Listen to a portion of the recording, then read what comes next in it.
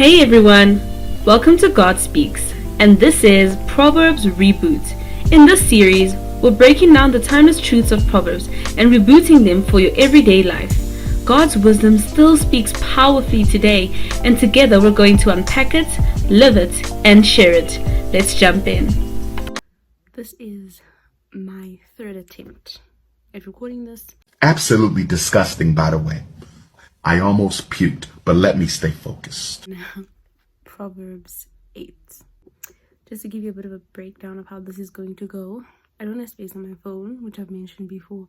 That's why I don't record as much. But I am almost done with the book and I kind of want to speed this up a bit more so we can be more on track. So I will try my best to record more and post more. Please read the chapter before watching the video. It's not a long video. I try my best to get straight to the point, but just so you can follow through with what I'm saying. Okay, so before we get started, I do have a God Speaks blog. I hope you follow through. For now, I'm posting a weekly word, and then I will expand it into something more in future. Okay, but let's jump into it. Proverbs 8. Okay, so in Proverbs 8, wisdom is personified as a noble woman, if I'm not mistaken. If I remember, after all these 3 attempts, this is where wisdom herself is speaking to us. And it starts off from verse 1 all the way to 11, speaking about how wisdom is public. So it is not hidden, but it's accessible. And so I'll read from verse 1 to 3, and it says, "Does not wisdom call out? Does not understanding raise her voice? Beside the gates leading into the city at the entrance, she cries aloud." So it's not hidden. Okay, and then we move on to verse 12 to 21, and it's speaking about how wisdom brings riches, it brings justice, and it brings honor. And then when we look from verse 11 to 21, specifically around verse 15 and 16, it speaks about how leadership itself requires wisdom, when it says, "By me kings reign and rulers issue decrees that are just. By me princes govern and nobles, all who rule the earth." So wisdom also lives in prudence, in discretion, and in understanding. Okay, now when you read from verse 22 to 29, it has the same theme, but I'm going to read verse 23 first, and it says, "I was formed long ages ago, at the very beginning when the world came to be." And then when you move on to where it says, "I was there," this is verse 27, "I was there when he set the heavens in place, when he marked out the horizon on the face of the deep."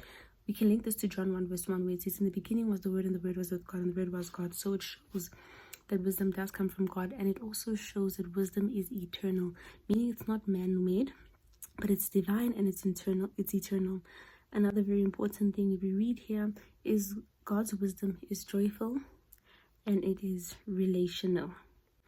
And then in verse 30 it says, "Then I was constantly at his side, I was filled with delight day after day, rejoicing always in his presence, rejoicing in his whole world and delighting in mankind."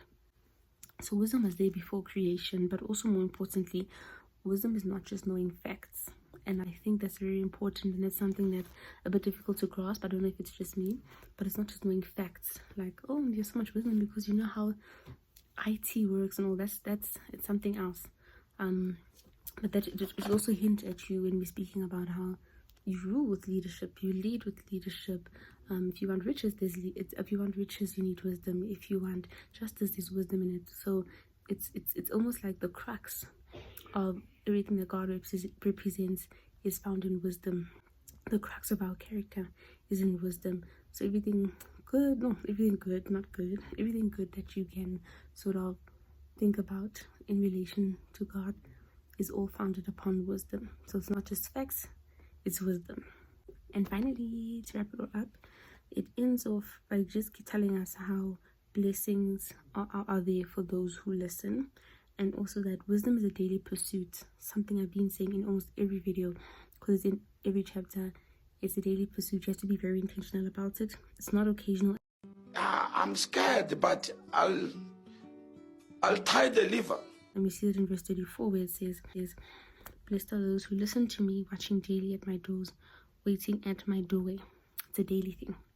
Okay, so meaning don't beat yourself up also if there's things that you're trying to work on and you don't get it right away. It's a daily thing. Keep immersing yourself in it. And that is the end of chapter 8. Sweet, short, simple. I think compared to most of the ones we've read so far. It's quite simple. And then we're gonna go into chapter 9, which is the last one before we get into the Proverbs of Solomon, which I'm so excited for because it just gets so good.